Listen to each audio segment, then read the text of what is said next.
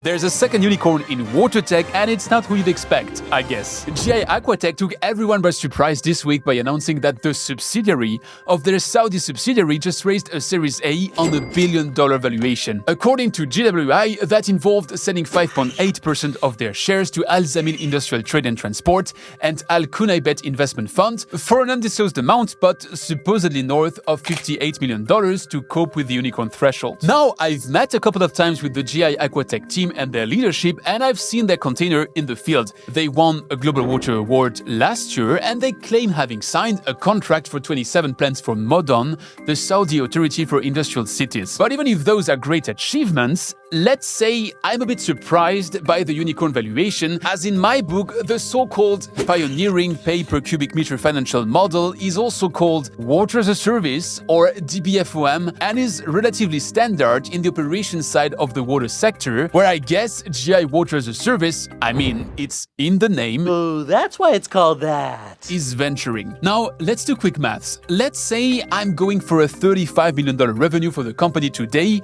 as a basis for calculation. That's an optimistic interpretation of the company's communication, as it would kind of mean that the entire revenue of the mother company gets now placed in the spin-off, but let's take the assumption. A $1 billion valuation on that base would mean a 25 to 30x enterprise value of a revenue multiple, but in the same time, the market standard in water is around 1 to 5x on the revenue side and low double-digit EBITDA multiples, but as I don't know if GI Aqua Tech is profitable, I won't make assumptions here and will focus on the revenue multiple for today. When Xylem acquired Evoqua 2 years ago for $7.5 billion in a move that was said to be generous and even sparked investor concern at the time, proven wrong in between, but that's a different story, the multiple was around a few times annual sales. And in my track record, I don't see another example of a company that would have gone double-digit on revenue multiple, at least in recent times. So 25 to 30x is for sure outside of water's habits. Truth be told,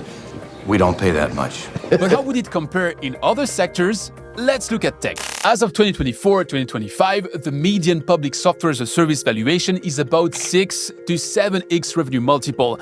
Exceptionally fast-scaling tech startups might reach 15x, or if we really stretch it, 20x. But since the end of the mid-2021 tech bubble, there's little track record of anyone reaching 25+ multiples like GI just claimed. Oh no, wait. There's one, NVIDIA. Do I need to add anything here? So that means the $1 billion valuation cannot rationally be on GI Water as a Service's track record. Thank you, Captain Obvious. But on its market perspectives, meaning the investors would have treated the company as a high-growth cleantech play, about to justify that $1 billion valuation in a close future. And this brings us back to the Modon contract in Saudi Arabia and its announced 27 units to be delivered and operated. I looked for that contract, and I could not find a specific announcement, as the 2 investment waves that Modon communicated about over the past 12 months only mentioned the word water twice, well mixed in a bunch of other investments for a total of about $700 million to be deployed towards 2030, which also means it's not a $700 million check, it's the sum of smaller bits and pieces that will result in the build-up of Saudi's 2030 vision. But let's not doubt GI Aqua Tech here, and let's take their one-sided announcement at face value. Would that lay out a path for sufficient growth to justify a $1 billion mark today?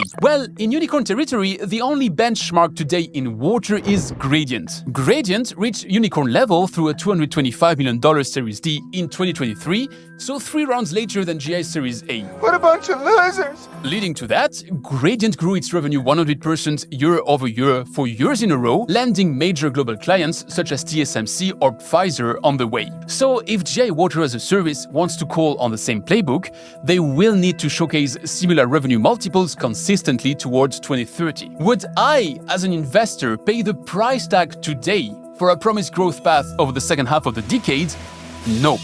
But I'm not an investor, and investors can have their reasons which we in water tech don't always understand. Sources close to unicorn status 3 years ago being a good example of that. So the plausibility of the self-proclaimed second-ever water tech unicorn hinges on execution. If they are able to dissipate the doubt clouds around their forward-looking path, they might well earn the word. Why not? Saudi Arabia is a $14 billion a year water market, and the wastewater end of it, where GI Water as a Service evolves, boasts a 10%-ish compound compound annual growth rates, so there's a space under the sun and the proof will be in the pudding. But from an investor perspective, if we take for granted that they took a 5.8% share in a company on a $1 billion valuation, that's at least a $58 million check.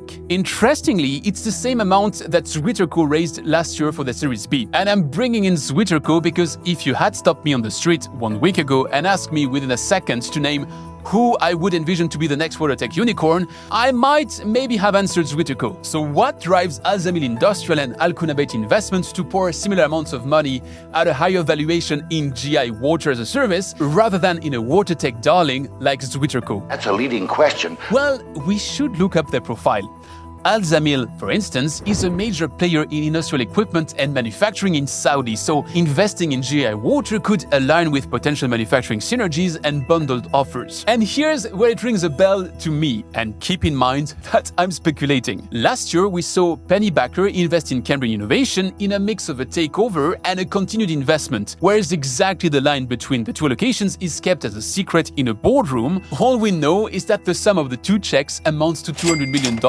Well, if I were an industrial player with manufacturing capabilities in the country seeing a promising process company rake up upcoming project deals, I might approach them and propose a partnership, some of which would involve cash for equity, but some of it would probably also involve industrial support, company resources, and maybe project financing to fund the upcoming growth, or to quote the press release, accelerate R&D efforts and advance its mission of helping industries and communities achieve zero waste and 100% wastewater reuse. So does that count towards a $1 billion valuation? Well, here's the thing. There's no rule.